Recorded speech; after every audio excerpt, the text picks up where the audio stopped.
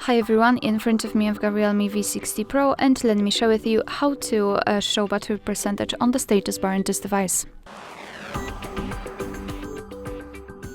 So let's start with opening the settings, and here we have to scroll and find notifications and status bar. Now let's tap on status bar. And as you can see here, we've got the battery percentage.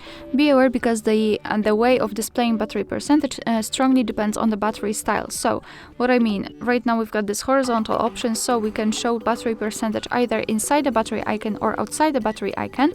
It's up to you. However, if we will choose, for example, the vertical or loop option, the only way to display the percentage is next to the battery icon. We've got this switcher right here.